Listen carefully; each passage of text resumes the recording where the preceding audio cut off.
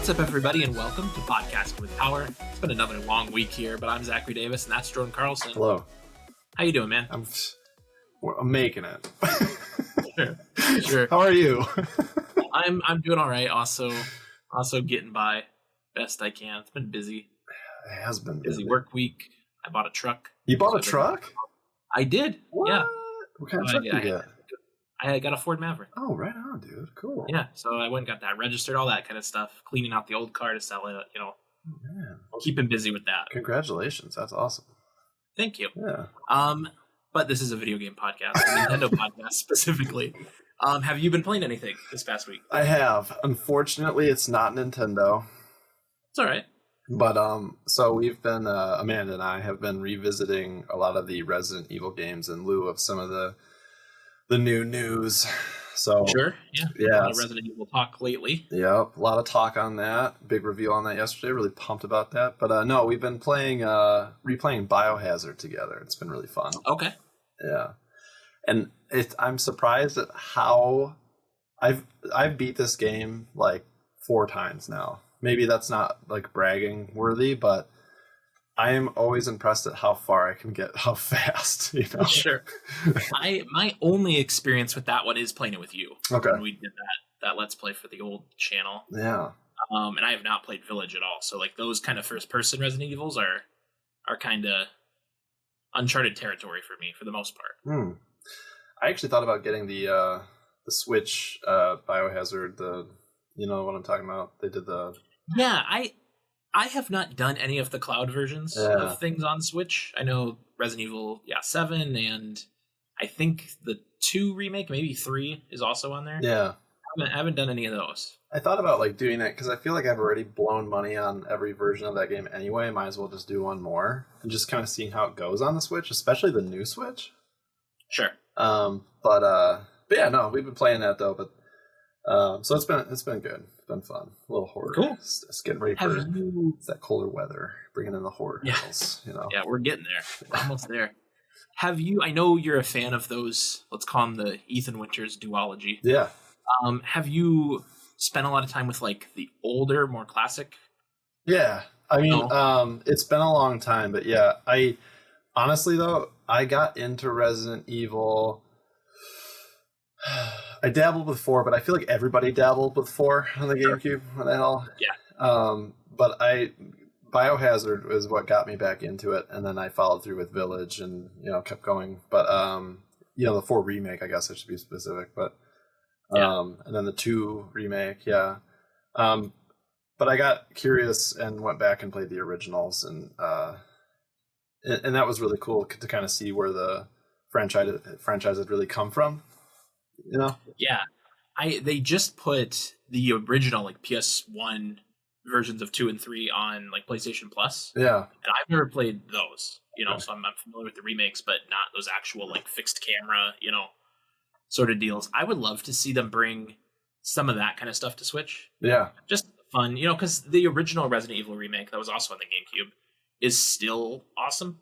Yeah. And I would, it'd be nice to be able to play those versions of 2 and 3 like that. It would.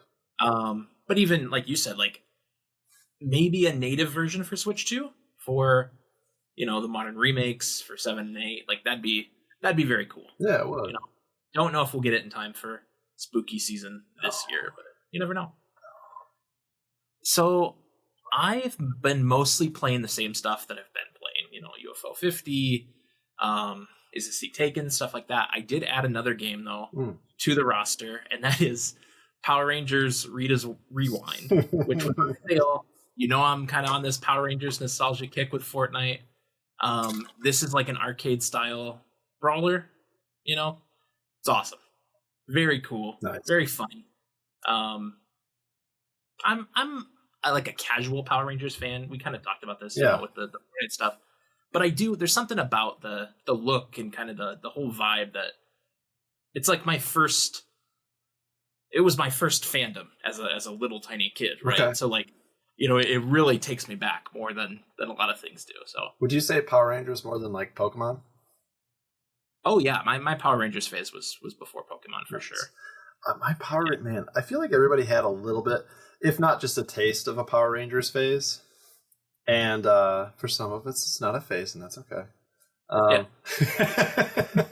But no, I remember just getting really into the action figures in the TV show. And then, unfortunately, over the last 3 years, learning a lot about how the TV show is made. Yeah.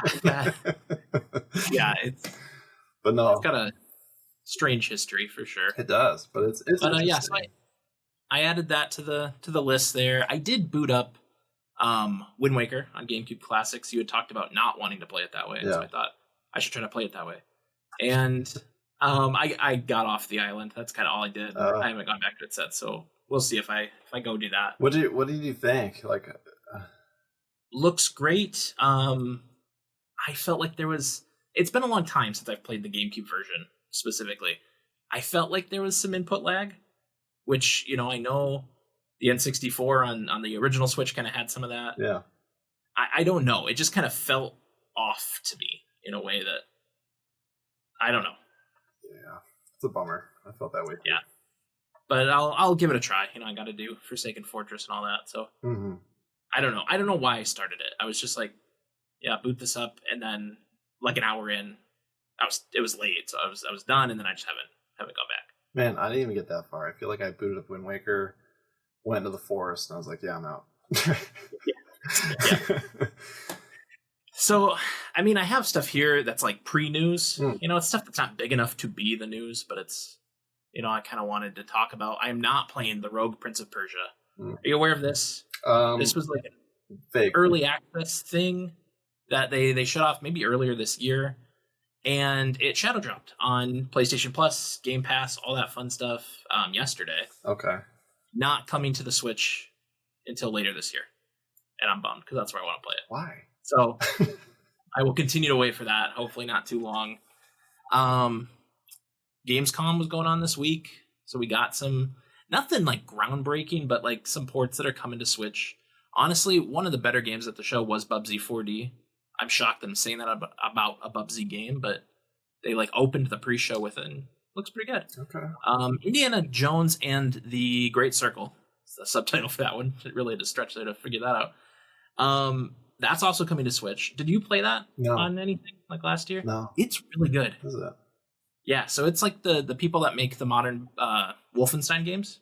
Oh. And it's Troy Baker does a great job playing Indiana Jones. Like it's very cool. First person, a lot of good mix of combat and puzzles. Okay, I might be interested in it just for that reason, to be honest.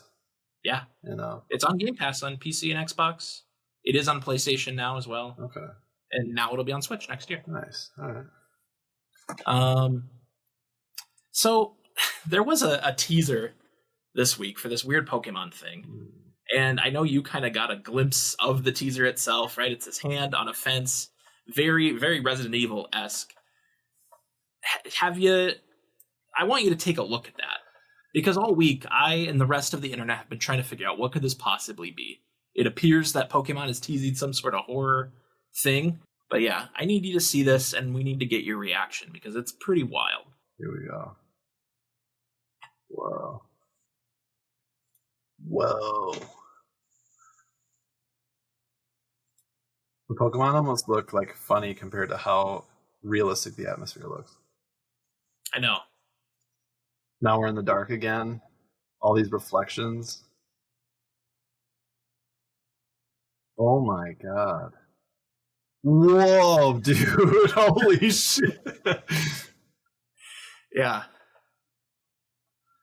Now they're running out. Yeah, this is really wild. Yeah, it's strange that we haven't got like what possessed them to do this one trailer for this one Mega Evolution, because Mega Dragonite didn't get this. They just gave us a JPEG and they were like, here it is, it's ugly. Yeah, I mean, clearly they spent a lot of time on this. Yeah, but like how, like if you give us this video and then the game looks nothing like this, like the graphical fidelity, and then but you gave me this video, it's like, what are we doing? Right. Like this was really insane, and I mean, not at all what I'm expecting, to be honest, but found footage horror style Pokemon So did you get through the end of it? Yeah. So I guess I'm realizing now that if you're not watching the video of this is awful. This was a weird found footage trailer for Mega Victory Bell. Classic. We love Victory Bell over here in this house. I don't know how you feel about Victory Bell, but I've always liked them. As I've gotten older, more appreciation, but yeah, I'm on the same page. Sure. It's a good grass type. But so how do you feel about the design of Mega Victory Bell? He's a big bulbous. Yeah, the whole thing here is he's filled with his, what do they call it? His acid. I'm really glad you found that word before I started trying, but okay. Yeah, I mean, I liked it. I thought it was cool. To be honest with you, I'm wondering, because to present this, to show it, they had to do it in a cool way. Because if they didn't, it'd be kind of lame. I feel like that was a cool way to show that off. Yeah. I feel like, this kind of raises the bar. I feel like for everything, but it does. Yeah. No, and it's cool. He, for the most part, is a Pokemon they haven't really done much with. No. He's one of the original 150. So yeah, I think it's cool to have kind of this reinvention. Like you said, a very interesting way to show it off. Yeah. I don't know why. Who had the idea? Whose passion made this happen? I don't know, man. It was like intern season. Maybe they got this wild intern. Maybe. I mean, I hope not. Like I said, dude, I don't know. This is I'm so the marketing is actually really good with this whole game because you and I talked about this weeks ago now. I was hardly interested. I am so interested now. Yeah, and we're getting close. Yeah. Oh my God, I know. 2 months away. Oh man, that's incredible. I can't wait. Taking time off. Let's knock out some housekeeping so we can get to the show here. Cool. Podcasting with Power is an independent podcast made by the two of us, and your support goes a long way. You can watch PWP on YouTube and Spotify, or listen on Apple, Spotify, or anywhere else you get your podcasts. Wherever you are, we'd really appreciate it if you'd follow, comment on, or review the show. You can also keep up with us on Instagram, TikTok, Blue Sky, and more at Pod with Power. We post show updates, clips, and anything else we think you might find interesting. So check that out and help support the show. Let's dive into some Nintendo news. I've got 3 stories for you. All right. And they're interesting, I think. One's kind of sad. Story number 1. This is the Kirby Air Riders Direct summary. Mm-hmm. And this is by me at Podcasting with Power, because I just put it together myself. Did you watch the Kirby Air Ride Direct? I did. Very long. Very long. When they announced 45 minutes, I was like, what are we doing here? Dude, I thought we were packing on something else at the end. Honestly, yeah. I mean, Sakurai likes to. He goes pretty deep. He wants you to know how to play this game. Dude, the layout of it, even he was like, number 1. Yeah, so I was like, "Jeez, we are locked in right now." Here's why it exists. Okay, cool. But yeah, so these are just kind of some bullet points I wrote down as we watched the direct. One of the things I found interesting about this is that Sakurai was asked by Nintendo to do this game. Not the other way around, which I would have, right? Well, so I don't know how you interpreted this, but I heard I didn't want to. I was very busy, and I was like, all right. Yeah. It seemed like he wanted a break, and they were kind of like, no, you're doing this. Well, because they asked him, and he was working on Smash Ultimate stuff, right? Is that what it was? Yeah, some DLC. And then his whole demeanor was just like, yeah, so that I did. Right. And I kind of thought, he started doing his YouTube channel, and then eventually as he got to the end of that, was like, I'm going to start working on a game again. And, we thought, is it going to be Smash? Is it going to be something different? And then when this gets announced, you're like, okay, clearly he wanted to do this. Yeah. And I mean, it doesn't sound like he's not into it, but yeah, like you said, working on it longer than I would have thought back when they were doing Smash DLC. Mm-hmm. And they asked for it. Which is weird to, they plan their portfolio. They know a Mario Kart's coming out. Kind of does feel weird to be like, we also want Air Riders that same year. Maybe they didn't know that. It does. And I mean, the comment too about the Mario Kart stuff, they were like, you may be asking yourself how different it is. Like, not really. Right. Yeah, it's really not. He explained why it was called Air Riders this time instead of Air Ride. And that's because you can choose your rider.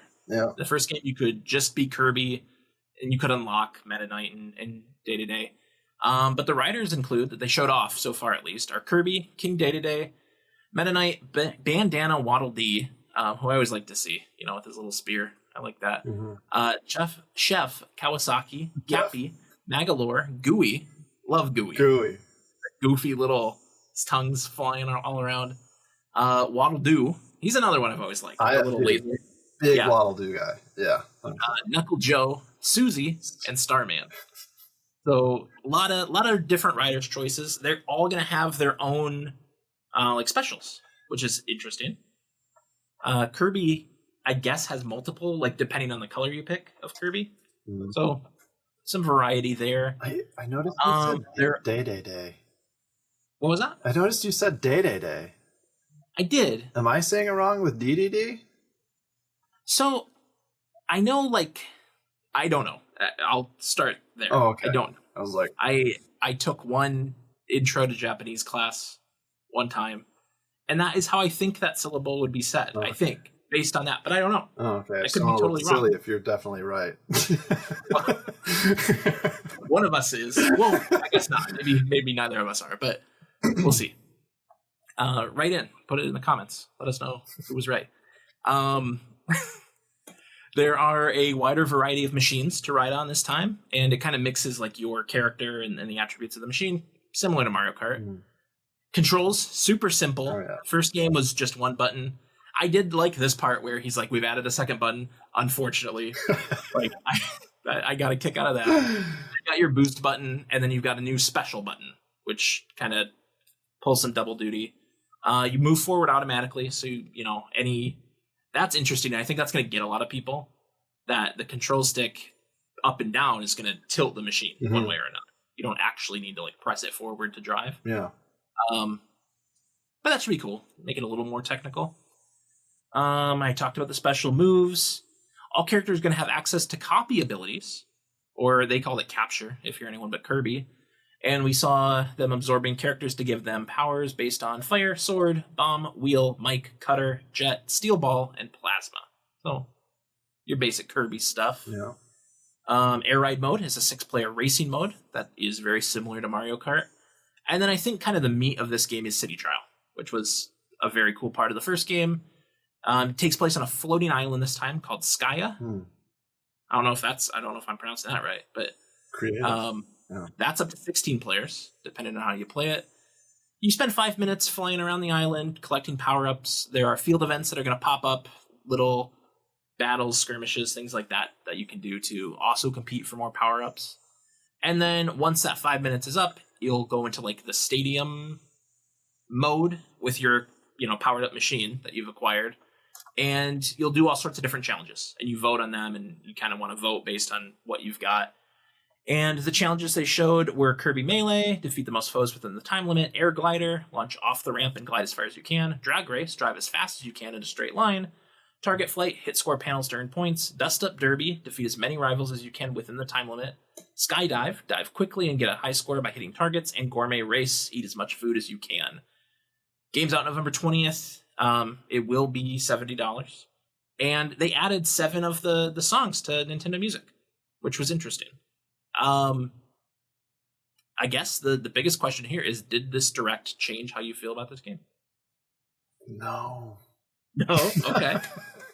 No, and to be honest with you, when the direct opened up, I was like, man, how cool is it going to be to get some interest in this? I'm so I feel like I'm really easy to please. So going into it, I was like, this looks like it's going to be beautiful. I'm very interested in any new game, really, which I don't want to be desperate, but I'm interested in something else. Yeah. And honestly, just I want to say 20 minutes in, I was like, man, it just doesn't capture me the way that I hope it does, or that I hoped it would. And I think it's interesting, and I would like to play it, but I'm honestly kind of hopeful to play, I'm hopeful to play it with you and see how I like it. Yeah. I don't know that I can suffer a $70 price point for it. I know that's a little steep. The bigger problem for me is the release date. Because I did come out of this thinking, wow, that looks a lot deeper than I would have thought. Like, Definitely, it does seem like they modernized it quite a bit. Yeah. But coming out at the end of November, we're going to have a lot of big games both on the Switch and off the Switch around that time. And I don't know if this is going to be the thing I want to play, during that time going into the holiday. Like, I thought with the Direct being right now, maybe it was going to come out next month. Yeah. And that makes sense to me. It's also like, let's just say we were just talking about Pokemon. I'm going to be heavily involved in Pokemon, definitely through November. And is this going to get me to stop playing it? Even if Pokemon goes sideways, probably not. Sure.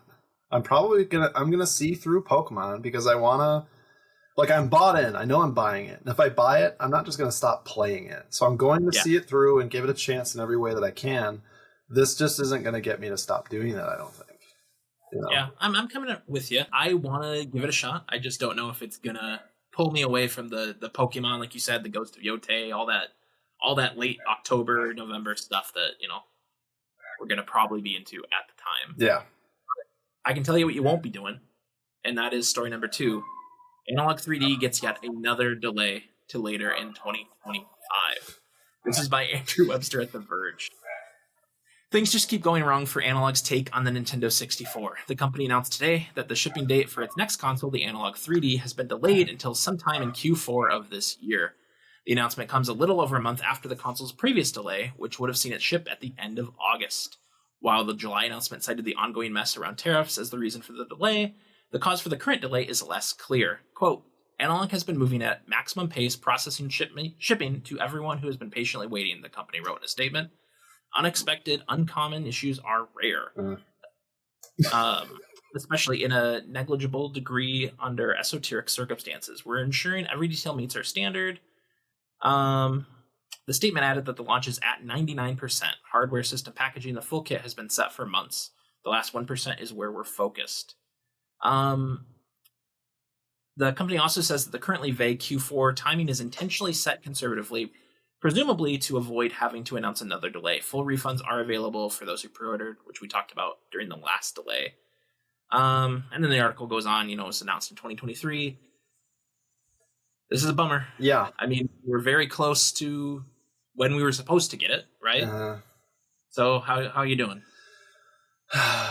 Here's the thing. So I may have said this before, so I won't harp on it too hard, but if I wasn't aware of the quality of Analogue's products, I'd be so out right now. Like I'd probably throw in the towel, honestly. And I mean, it's just, I know that what we get is going to be so worth it and so sought after that I don't want to throw in the towel. I'm going to keep it. I mean, at this point, and I don't know if I mentioned this last time, but when you pre-order from Analogue, they charge you immediately. Sure. So like I'm paid in full on these things. And like, I mean, and one of them's for a buddy. So it's like, he's not into it like this. Okay. And he's like, when are these things coming, man? Because this was like my gift to him, like was it maybe Christmas? Like it said it was announced in 2023. Yeah. So like, I remember ordering it at work, but like if this was like under him, he'd be out. I'm sure. And it's like, I'm holding this guy's faith in this company. Like when he gets this product, it's going to be worth it though. Like it really is. I mean, I guess it just gives me more time to maybe build more of an N64 library for when I get it. But I don't know, man, it's a bummer. It really is. But again, my faith is with the quality of the product. I'll stand by. It's going to be worth it. And when we do get it, we got to talk about it. I want to show that thing off on cast. We'll do a little show and tell. I'm going to have lots of questions for you when that thing comes in. Oh yeah. We'll be sure to do that. Story number 3, I included this just because I wanted to put the video in the podcast. And this is by Ollie Reynolds at Nintendo Life. Zelda fan builds a ridiculously cool, fully functional Wind Waker sailboat. Although many deemed it somewhat tedious, sailing across the Great Sea is what made Zelda the Wind Waker, well, the Wind Waker. It was a really cool mechanic in hindsight, and we don't know about you, but we often fantasized about having our own King of Red Lion sailboat in real life. Now, thanks to YouTuber and self-proclaimed Zelda fan Little Gem, one of them actually exists. And we'll have the video playing right now. As detailed in the video, Little Gem has successfully created a full functional replica of the King of Red Lions. For goodness sake, the head and mouth even move. It's pretty spectacular. Granted, it's sailing via a motor and not by the wind, but the fact that it's even staying afloat is quite remarkable. The video goes through the whole creation process. I'll make sure it's in the show notes too if you want to check out the whole thing. Yeah, it's pretty cool. Have you seen this video? I have. And it is so good. I know. Like, man, you know, I love when people do this kind of stuff because you don't really, I mean, you're never going to see it. You know what I mean? When people care so much about it. But yeah, that thing is incredible looking. I'm so jealous. You know? I know. Just to have the thought to be like, because it's one thing to want to do it, right? Yeah. I would love to do it. I don't know how to do this. I can't do this. No. You know, so it's incredible to find someone who has the drive to do it and also the ability, and then merge that together, and now you're watching her sail out on the high seas. And I mean, I know this is going to be not something that you can just purchase from somebody, but like I also really just love when people like when they excel at some kind of crafting and then they make a product and sell it to people who also love it and maybe aren't as capable as they are. Yeah. You know, that's actually where that Majora's Mask came from. I was wondering. I was looking at that thinking that might be one of those. Yeah, that's wood. That's cool. Like it's incredible, man. Like it's people like that, you know, that it's just those hardcore fans. Like I love seeing it. I love to see it. Yeah. Well, that's very, very cool. Let's go over some of the things you can play this week on the Switch and Switch 2 with out this week. So first up, we've got the Hello Mario app. We talked a little about this last week. That's for Switch and mobile, August 26th. Then you've got Story of Seasons Grand Bazaar on both Switch. There's both a Switch 1 and 2 version on August 27th. Now, Story of Seasons is interesting, right? Mm-hmm. So it is the Harvest Moon series. Yeah. Like that Natsume owns the Harvest Moon name. Marvelous still makes these games. They remake them under the Story of Seasons name now.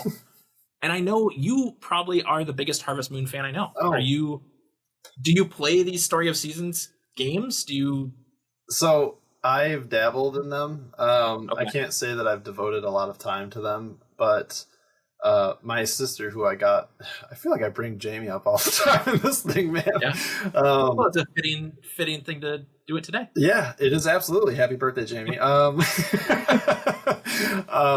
But growing up, my sisters played a ton of Harvest Moon, so my love for that game kind of came from the earlier titles, so like Back to Nature, 64 title, you know, all that. And I thought it was so interesting. I actually didn't know. I mean, back in that when Story of Season came out, I didn't know originally that it was the team from Harvest Moon originally. Same here. And I was more interested in it after I learned that because I like the Harvest Moon games. Yeah. And honestly, like, I know you can't, I mean, it's kind of tough. It's tough to market yourself after that, I guess. I don't know. I wish I would have known that sooner, but I know that that's something that they're really into. So I'm glad it's out there and that they're still building and growing it, you know? Yeah. So my Harvest Moon as a kid, the only one that I played was A Wonderful Life on the GameCube. And they remade that on the Switch and other platforms. And I would love to pick up that remake and give that a try again. Yeah. So that'd be pretty cool. But yeah, so you got a new Story of Seasons coming out August 27th. Then on August 28th, we've got another mouthful of a title and relevant to our topic this week. Kirby and the Forgotten Land, Nintendo Switch 2 edition, plus Star-Crossed World. We're going to talk all about this game and Switch 2 editions. But I had mentioned, I think a couple weeks ago, that I picked up a Switch copy of Forgotten Land so that I could get this upgrade. So I'll be playing this later this week. And then the last one of note is Shinobi Art of Vengeance, coming to Switch on August 29th. Another 2D action, very beautiful art style on this one. You know, I can't wait to see this one in action. I liked Ninja Gaiden Ragebound, but looking at this, I kind of think this is going to be the better of the two. Okay. So I know you'd recommended this to me. I feel like I need to go on this. I need to go in on this. Yeah. Yeah. So a pretty solid collection of games coming out this week if you're looking for something new to play on Switch. You ready to take on our topic of the show? Yeah, let's rock it out. All right. So as I kind of teased just a second ago, with Kirby and the Forgotten Land getting a Switch 2 edition, I wanted to talk all about Nintendo Switch 2 editions, as well as the Switch 1 games that have gotten those free updates, to make them run a little better. And so I think maybe the first thing to tackle here is to discuss the difference, right? Because it is confusing. I think even kind of for us sometimes, being as dialed in as we are, it's hard to remember like what's what, like what costs this and what doesn't. Yes. So I think maybe the best way to kind of define it is what I consider the updates are like. They're free. They generally just focus on performance, higher resolution, higher frame rate, HDR. There are a couple examples where they've added game share, they've added game chat. I think even like mouse control for Game Builder Garage. And then the Switch 2 editions rather are like, they're getting those same performance updates, but they're also, the older ones at least, are getting extra content, maybe new features, things like that. So do you want me to kind of go through the list of each to kind of... Yeah, if you want to do that. I was going to say, actually, you know what? Go through the list and then I'll ask my question. Okay, so I believe there were 10 titles initially that got free updates. Nintendo detailed this a little before the Switch 2 came out. And those titles are ARMS, Big Brain Academy, Brain vs. Brain. I didn't write the subtitle down. I hope that's right. Captain Toad Treasure Tracker, Clubhouse Games, Game Builder Garage, New Super Mario Bros. U Deluxe, Pokemon Scarlet and Pokemon Violet, Super Mario 3D World Plus Bowser's Fury, Super Mario Odyssey, The Legend of Zelda Echoes of Wisdom, and The Legend of Zelda Link's Awakening. And then the week after the Switch 2 came out, they added Splatoon 3 to that list. Don't know why that wasn't in the initial jump. Don't know why we haven't got any since. It feels weird. It felt like, oh, okay, we're going to get these regularly, and then just nothing for 2 months. And then the Switch 2 editions we know about so far. At launch, we got Breath of the Wild and Tears of the Kingdom, which added the Zelda Notes feature thing with the Nintendo app. We have since gotten Super Mario Jamboree plus Jamboree TV. That added some new games, mouse control, camera support, mic support, all that kind of stuff. We mentioned Kirby and the Forgotten Land and Star-Crossed World is coming out this week. That's a whole new story thing. And then both Pokemon Legend Za and Metroid Prime are going to get Switch 2 editions. It doesn't seem like they're adding a ton of content there. It's just kind of throwing us a bone. They're like, yeah, we know these came out after the Switch 2, so we're putting it on both. Metroid Prime 4 does get mouse support, and it gets quality and performance display modes. It does 120 FPS on both handheld and TVs if you've got it. Love that's pretty cool.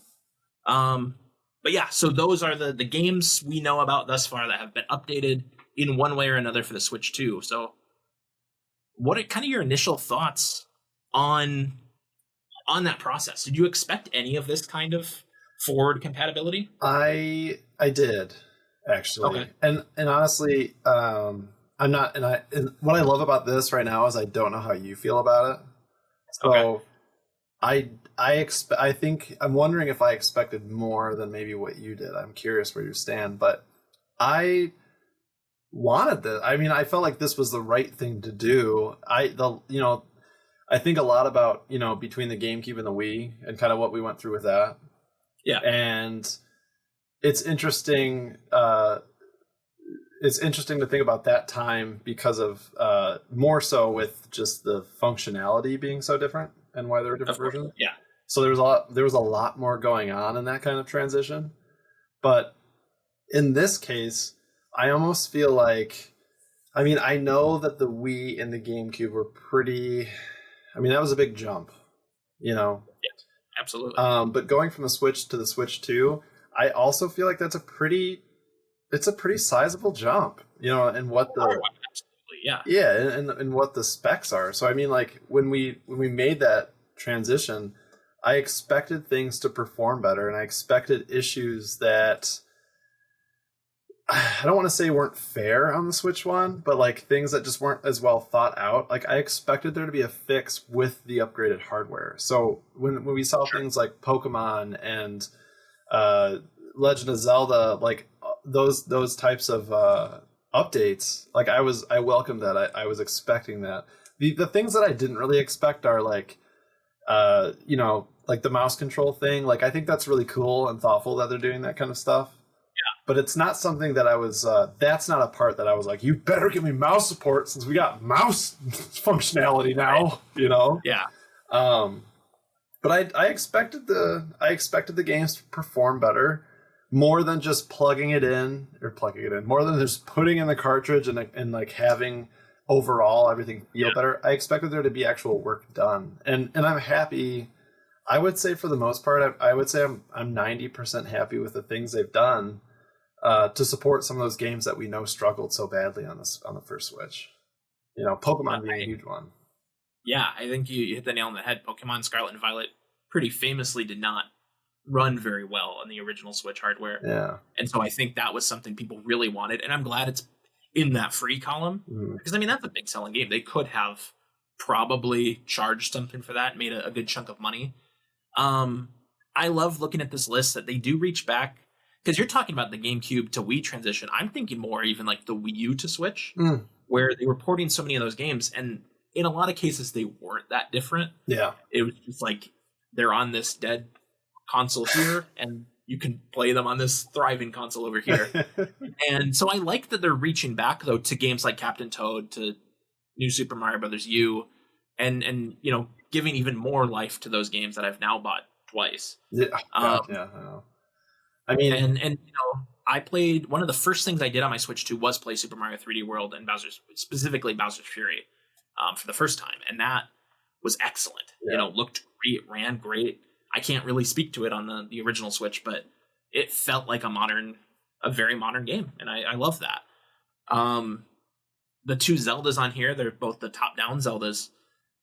You know, again, kind of had a stuttery frame rate that I wasn't a big fan of, particularly with Link's Awakening. It was a little better with Echoes of Wisdom, but yeah, so it's awesome that that's gone. Well, man, like Link's Awakening, I don't know if we've ever talked about this. I know I've talked about it out loud to people in the past, but so I actually bought the collector's edition of that game because I love Link's Awakening. It's one of the best. It's one of the best. And so I had to have the collector's edition. And obviously that came with the physical cartridge. Yep. And I was bummed to find out, and this is true, like you can do a lot of research on this. I remember doing it certainly because I didn't want to give up my physical game. I wanted the physical game. Yeah. But the cartridge version performed substantially less than the digital version because of how it had to read from the cartridge, you know? So like that stuttering, I ended up selling it back to GameStop and purchasing it digitally, and it came through, but it's like you still had to deal with that stuttering, and it just drove me crazy. So playing it on the Switch 2, man, oh man, I love that remake so much. I hope we see more of that in the future, just saying, but yeah, I was really happy that I could go back and play that game and not have an issue. Yeah, I'm due for a replay of that version. I played the Game Boy version last year. Okay. But I haven't played the Switch one since it came out. And same thing, I have the physical copy of that one. Echoes of Wisdom, though, I did play on the Switch one, and I had a good time with it. Yeah. Like I said, it still had some of that jank similar to Link's Awakening. Much less. But, I mean, I'm sure in a few years I'll want to play that again, and this is a great way to do it. So you kind of mentioned not knowing how I felt about this concept as a whole, and so I primarily probably play now, I guess it is the Switch 2, but before this I was primarily playing games on the Xbox. And for all their failings, one of the things that they did very well this past generation is update their games with smart delivery. It downloads the right version for you and you play the best version of it. And they update all their first party games for free. You know, it's pretty cool.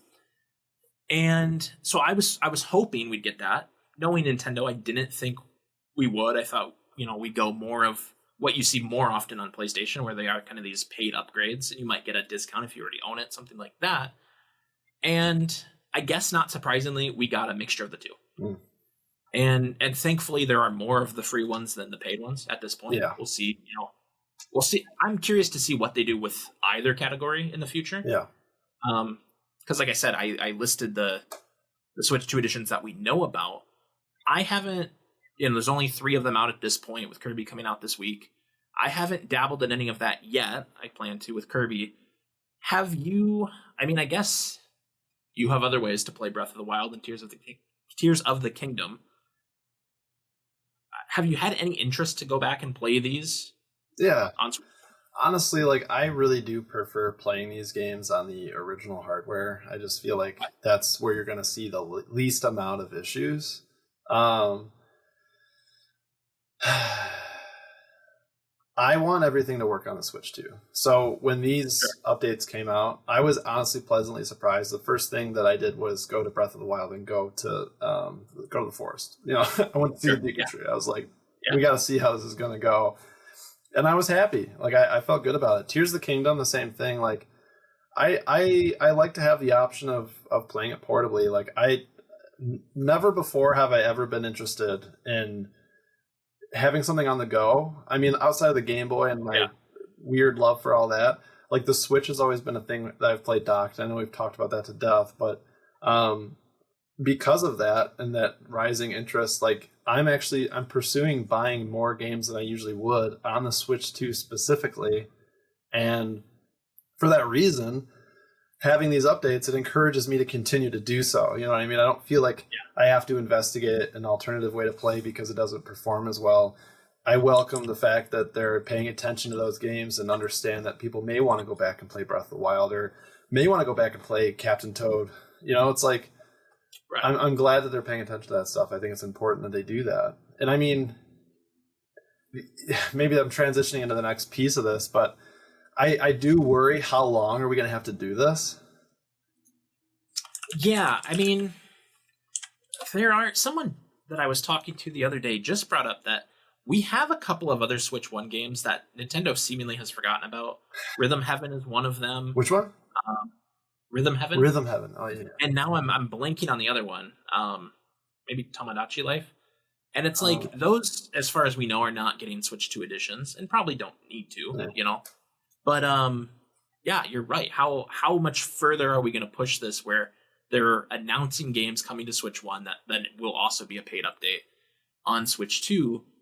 The price point on these? So with the Zeldas, I know Pokemon Za, I believe Metroid, I think the upgrade packs are all $10. Mm-hmm. And then I believe for Mario Party and maybe Kirby, I think they're $20. So is the price of admission there too much, do you think? Or is it kind of the right? I think 10 sounds more appropriate. 20 feels like you're pushing it. But in both examples I just gave, you are getting quite a bit of extra content there. I mean, so for instance, like, and I'm asking you this, I'm not making a point, but how much is Forgotten Land for the Switch 1 right now? It's a $60 game. It is 60, and the upgrade is 20, or is it free? 20, I believe. Yeah. Okay, so 60. So I'd be paying 80 ultimately. Yeah. Yep. I want to play Forgotten Land, and I don't want to buy it I don't want to buy the Switch 1 version now because I'm going to upgrade, and it's not worth it in that way, I guess. But I feel like that's pretty obvious. Paying for the upgrade if I've already owned the game for some time, I guess it just depends on what it's going to do for me. If it's a graphical thing, like I know Kirby, that's not exactly the case. It has the Star-Crossed world situation, right? Yeah, it's kind of like an expansion sort of deal. Yeah, a little bit. And I mean, like, I don't know that I know exactly what that entails, like what all is there and how that changes the value, I guess, of what we're getting. I don't know a terrible amount of that, but if it turns out to just be a fidelity thing and ultimately I'm getting the same thing with just a little bit of an update, like that bothers me a lot, you know? Yeah, and that's fair. I can't confirm it is a $20 upgrade. Okay. But yeah, so this is when I picked up that copy, it was $20. Yeah. So then thinking I'm going to do this, I didn't buy the game in the first place. So it's like $40 in for, the full package doesn't sound bad to me, but you're right. I'd hate to buy this at $60, then buy the full price $20 Switch 2 edition. The Zelda Switch 2 editions are both included with an NSO membership. Yeah. Do you think that should just be standard across the board for all of these? I don't think so, because I feel like I get that incentive. And I mean, like, of course, you and I'm sure a lot of people are NSO members because just the value being what it is. You have a Switch, like clearly you're interested in everything that they have to offer. I think that if everything was that way, I would feel a lot better, because maybe I get a little bit of story on top of the graphical updates. But like, maybe if I'm not interested, like let's just say, you got to switch because you're kind of interested in playing some games portably, and for all you know, that's just the best way to do it. But you don't really have an interest in having the paying the $50 a year or whatever package you decide to go with. But you're interested in that one upgrade. Yeah, you'll spend the money, the $20 or the $10 or whatever it turns out to be. I think what they're doing is fine, but I outside though, I do feel like if you're paying for that membership, I feel like you should probably just get these updates, man. Yeah. I mean, having the Zelda ones there is awesome. They are two that I would have bought anyway. Yeah, of course. Skipped Mario Party Jamboree. I'm very much someone who, like, if the best way to play it is available, that's what I want to do. Right. So like Pokemon, like I could play the Switch 1 version, right? But like I'm gonna play the Switch 2 version. Same with Metroid. Like, I'm not doing that. Dude, if we're gonna address any issues with Pokemon, there's so many of them, but my biggest one is the fact that I lost all of my progress.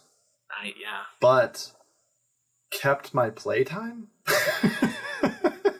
That's very strange. The whole, and I don't know if we've touched on the show or just us talking. Like, I get that they don't want people cloning Pokemon. I get all that stuff, but there's got to be a better way, because this happens to a lot of people. Dude, it is heartbreaking, man. I have not been able, like, now. Honestly, I don't know why I'm saving it, because I know that Zelda's coming out, but I've been saving it because it's a tall task.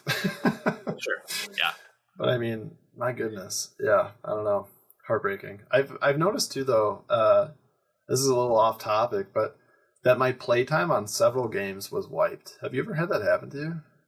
I don't think I have, and I wonder if in your case it maybe wasn't lost here. Was it maybe lost when you switched between your original Switch and your OLED? I don't think, I thought it was between my OLED and the 2, because like, okay. I don't know, I'm weird and I stalk people on their playtime sometimes, so I'm curious, because it gives me an idea of how much it maybe, like, oh, this person, I trust their judgment, and if they spend a lot of time on a game, I'm like, okay, I'll probably like it. Yeah. So like, I've looked at my own playtime to kind of compare, because I forget.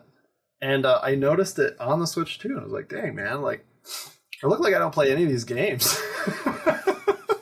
Yeah, I, as far as I can tell, have not lost any of that on mine. Oh. I've only done one switch between my original launch model and then now this Switch 2. So I don't know, but bummer. Yeah, it is a bummer. I don't know where you wanted to start with these. I wanted to talk about games we think should get either free updates or Switch 2 editions. So I don't know kind of which category you want to start with, or if you just want to go game by game and kind of tell me what you're thinking. Let's see. Kind of want to take a little look here. Switch 1 games I'd like to see get a free performance update. Do you have any that come to the top of your head? Full list that I looked at earlier for this.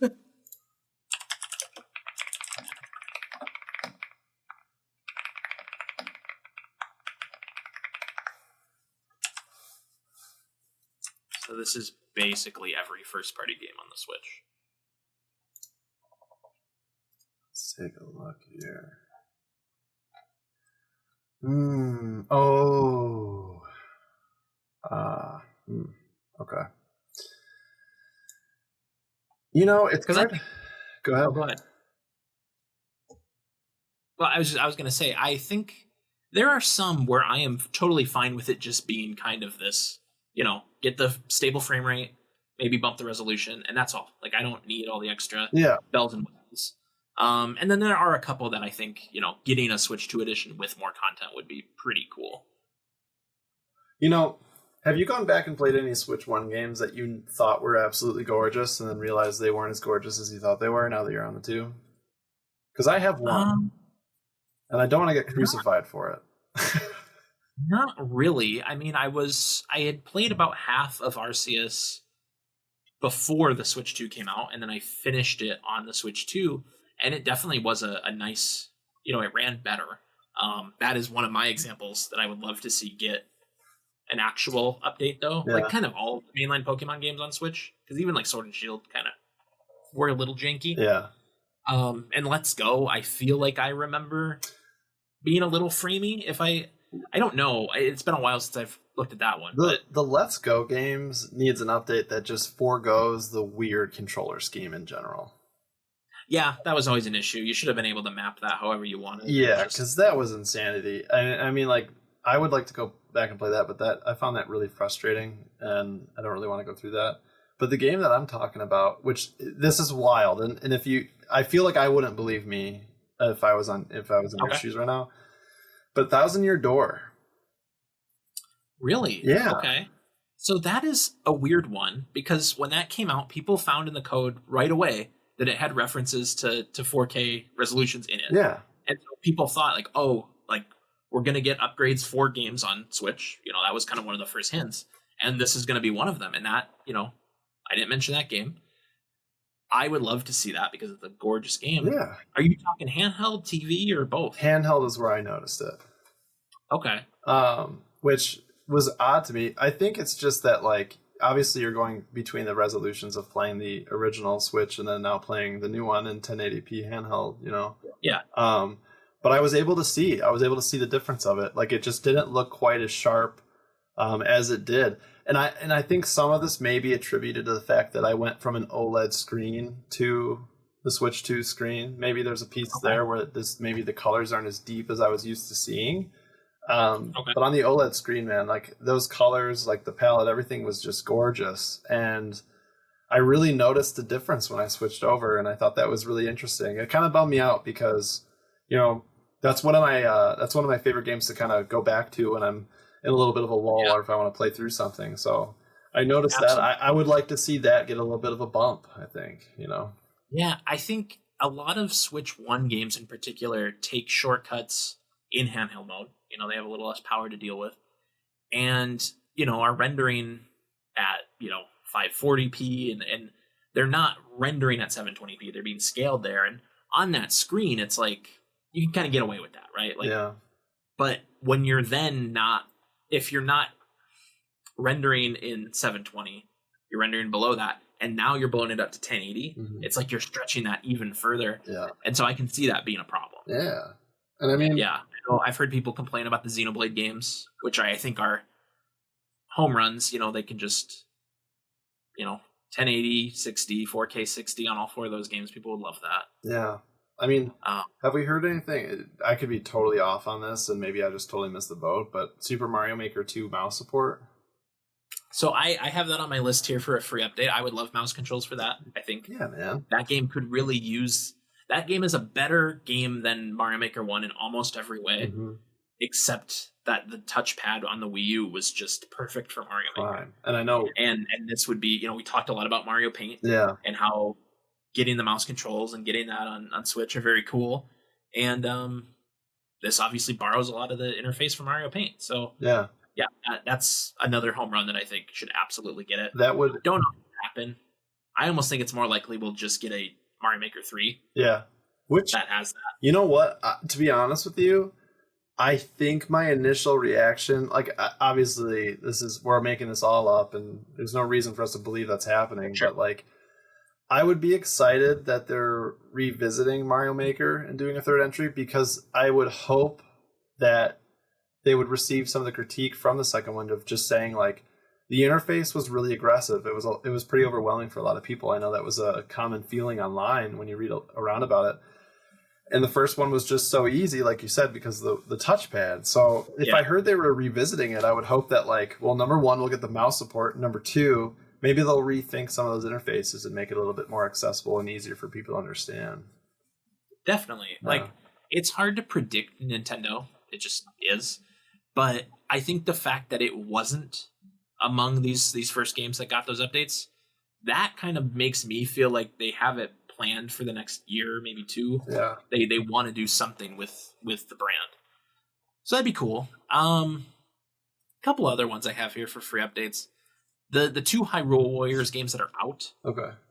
Just give me a stable frame rate on those. I mean, they have it now, but like bump it up to 60. Like, why not? We can do it now. We got the power. Same thing with Marvel Ultimate Alliance 3. Always forget that's a first party game. That's a weird, not first party, but they published its whole thing. But that was pretty choppy on the Switch 1. And then Skyward Sword. Yeah. You know, a beautiful game. Mm-hmm. Just give it to me in 4K, you know? Yeah. It already runs great. Love the new control scheme. You can have any other ones that you feel like could just use a little boost like that? I did. I'm trying to remember what it was.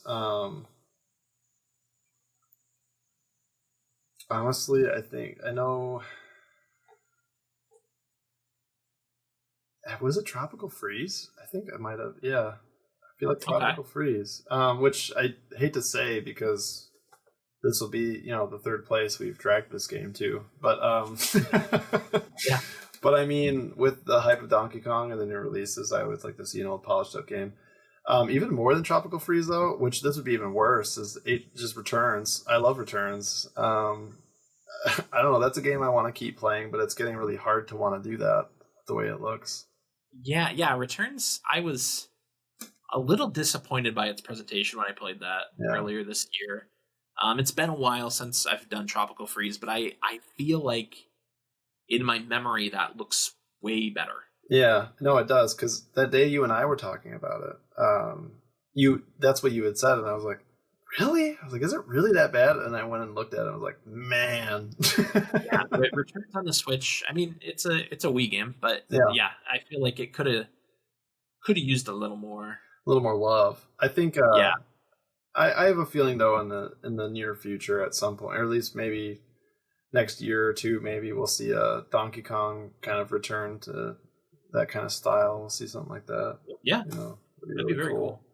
But I mean, more than anything, like, it's not even so much like I can't say there's a lot of Switch titles that I feel like need the stream. And I think everything that we've gone over so far, I feel like that's really my list. It's just that, like, the biggest thing about this conversation for me personally is more like we were saying earlier, like, how long are we going to do this? And because the way I see it is, and I could be totally wrong, by the way, I'm just talking to you like I would anywhere else if we were just standing outside. So I could be totally wrong on this. But I'm just wondering, like, are we holding back because we know that the game has to function on the Switch 1 and the Switch 2? Like, is the update going to give us that much more juice where we're not losing out because the Switch 1 has to be accommodated? Or, does it go so far to say mechanics-wise that they can't include maybe things that they'd like to because the mechanic also has to be supported on the first one? Is there anything that demanding that's being sacrificed? I think regardless of if these updates existed, I think we'd be facing that issue. Yeah. Because with the Switch being one of the best-selling platforms of all time and people still playing on them, developers don't want to give that up.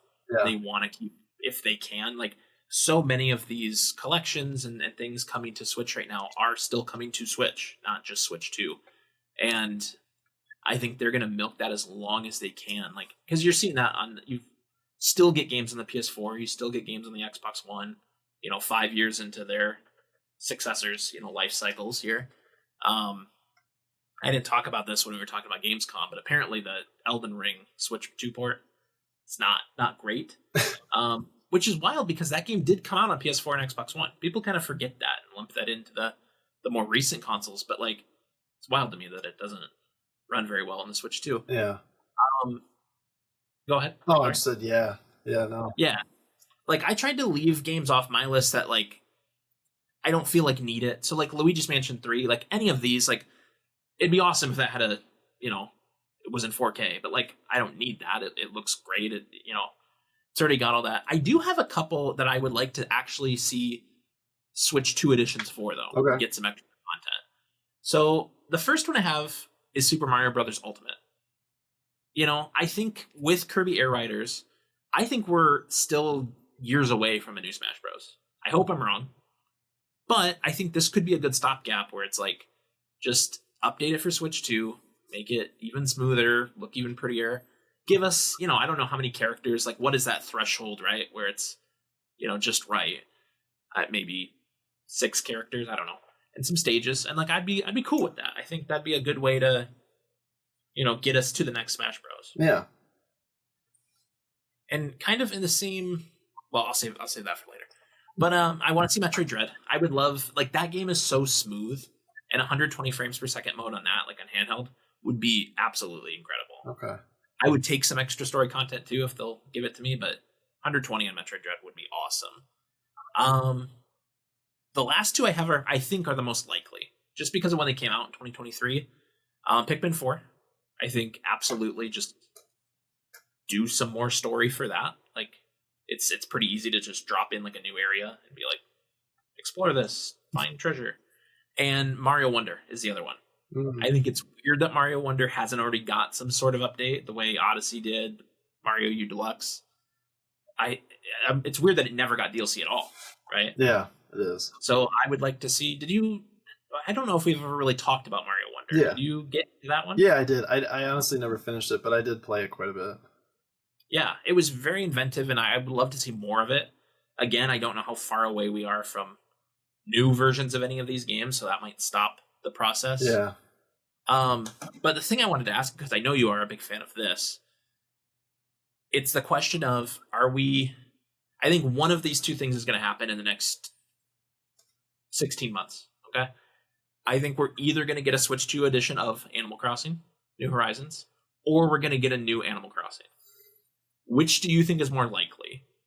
I know you probably want a new one, but do you think we'll get that stopgap, or do you think we'll just march on to the new one? I think we'll march on. Okay, so you think no update until whatever the new thing is? I think so, because I feel like we've already kind of closed the book on Animal Crossing. Okay.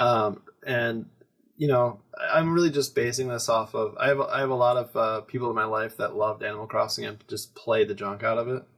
Sure. And I feel like a lot of those people have kind of moved on, and they were hardcore, for quite a long time. Okay. And I feel like we've kind of softly shut the book on that right now. And if we open it back up with anything additional, I think we'd be kind of calling attention back to something just to put out something new. Yeah, that makes sense to me. It's always strange to me that didn't get like some sort of substantial DLC. Yeah. Like 2 or 3 years ago. Yeah. To kind of keep that going. I think you're right. At this point, I don't know what kind of that return would be for Nintendo. But was Animal Crossing 2019 or 20? 2020. It was 2020. That was a pandemic game. Yeah. COVID game. Right? Yeah. All right. Yeah. I should know that, but like I was at home playing it, so I guess that's a good indication. It came out the same day as Doom Eternal. What's that? I bought both those games. It came out the same day as Doom Eternal. Oh man! In tandem. I forgot about that. Yeah. I cannot believe that was 5 years ago, man. That was such a long time ago. I know. It's flown by. And then I feel like I don't remember what it was either, but not terribly long ago, I saw. Oh no, was that Wood's fake leak that he brought up Animal Crossing? Yeah, I think it was. Okay. Yeah. I couldn't remember. I remember seeing something online and being like, new Animal Crossing. It was his fake leak. All right. Dang. Yeah, I don't know. I there's been a lot of people that think we'd get one this launch year. I think maybe next fall is possible, but even that, I'm not holding my breath for. Yeah, I'm not.